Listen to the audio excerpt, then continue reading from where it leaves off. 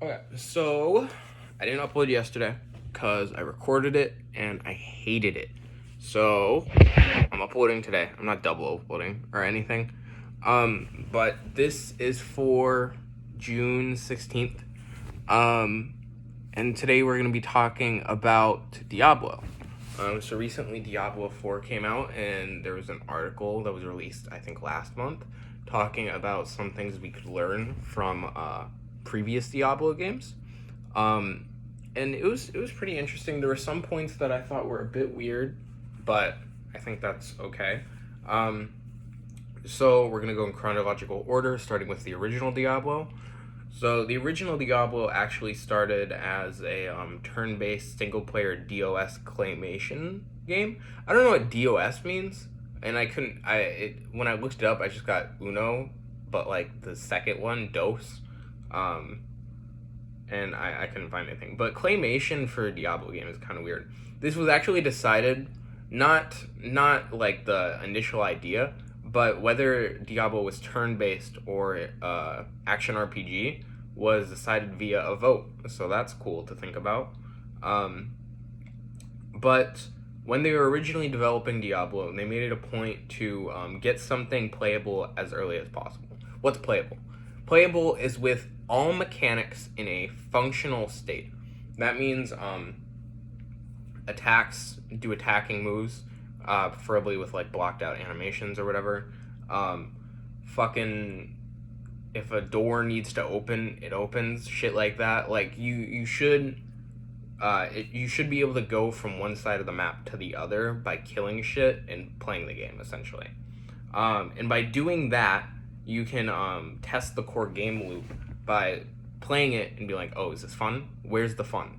Find the fun is a term that was used here, and it's basically just meaning playtest as much as possible and try to remove anything that prevents player enjoyment. That's like it's a really like general piece of advice. It's what you're always trying to do. You don't want to keep something in that's like um negatively affecting the player's experience unless it's intended for something like I don't know. Obviously damage isn't like a woohoo, but you know, it's part of the experience. Um but yeah, and then moving on to Diablo 2, um they talked about how everyone contributed to the title, no matter the job description. They didn't give like any examples of this. I just thought it meant I just thought it was because everybody has a unique perspective on a game. Every like usually you can find points of like, I like this, we all like this, this is cool. But then there's also each individual person probably has like their own things. Like for me it was Destiny.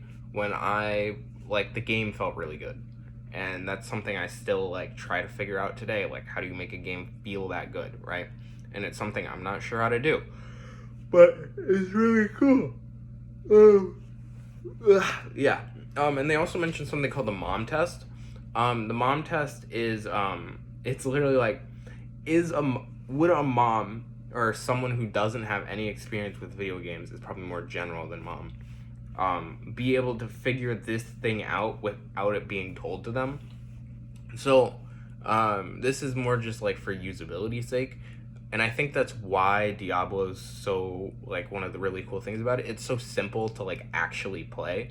A lot of the gameplay comes with build crafting and stuff, at least from what I know. But yeah, can someone who has never picked up a controller figure out how to play your game? And what goes into how you communicate those things to someone who's never played before. And then learning from Diablo 2 Remastered. So the remaster came out, I think, last year. Whenever Overwatch 2 came out, I think they came out around the similar time. Um, but this had some notes about just like, when you're remastering something, you want to try to strike a balance between making totally new content and the original content. And when considering adding new features, it's important to ask, who is this for and what do they want? So don't just add stuff because you feel like it might be solving a problem. Sometimes games are intentionally, not intentionally, but sometimes players like the problems that exist in a game, and taking those away from the players is not really great.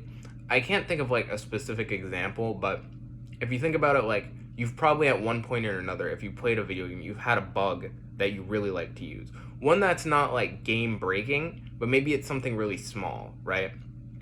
And something like that, you if it's not affecting gameplay negatively or positively, maybe just leave it in, you know. Um,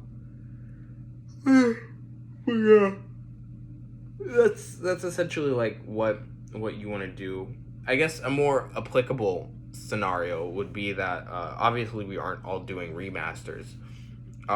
So it would be when looking at what to design for a game, it's important to understand why you make the things you do, and if you're basing it off of like some other game, try to understand what flaws and decisions were made in that game, and specifically how those decisions affected or created those flaws. And by doing that, you can sort of begin to understand, okay, is this design worth these cons? And if it's not, then I can do something different. If not, I'll just try to replicate this design, right? Because if it's, as they said, if it's not broke, don't fix it. In games, you don't really have a lot of time, so if something's easy to implement, it's easy to implement, and it works, to be clear. So and then after Diablo 2 remastered, we're moving on to Diablo 3. This was made by an entirely new team. So the focus of what to learn from Diablo 3 was how do you understand what a project is, and then how do you then iterate on it, right? So Vicarious Visions was the team that was working on Diablo 3, and what they did was they analyzed Diablo 3 and then made core design pillars based off that they then began making stuff off of. Additionally, something they talked about was whenever you're looking at someone else's game and you're about to work on it, you may notice problems that aren't there, right? So what does that mean? That means you're noticing a problem or something you perceive as a problem, even if it's not really one, or one that doesn't largely affect gameplay. And with those types of situations, solving them can be tricky, right? Because sometimes it's like, is this worth solving? If I solve this, am I going to improve a player's experience, or is my risk of ruining that same player's experience even higher, you know? So it's important just to assess your decisions whenever you're looking at an existing project, and try to understand each decision you're making, and weigh them against each other. And then key takeaways from this was just another section. Make it playable as soon as possible. This is the one takeaway. The more you can iterate, because what playable means is you have the core gameplay in, and then once you have that in, you can start tweaking it based off just playing with like white boxes, essentially. Focus on the moment-to-moment gameplay. Isolate and improve the moment-to-moment experience of your game. This doesn't just mean your core gameplay loop. This means everything that is within it. All the VFX, all the sound, everything surrounding it, how easy it is to interact with your core gameplay loop, you know. The easier it is to flow into your game, the more likely you are to keep players into it, right? And then it was also sort of just like give as much sensory stimulation as possible. Within reason, don't like, if the player moves, don't play a fucking YouTube poop or whatever. But they should feel themselves stepping in the world to some degree, if that makes sense. And then of course, whenever you're designing anything, you're gonna want to understand who you're designing it for, and also why you're designing it, right? These two questions are really important, and what they essentially do is they're creating a framework of who or what the expectations are of who you're making something for, and those type of constraints can be really important when you're designing. But that's it for today. Thank you for watching.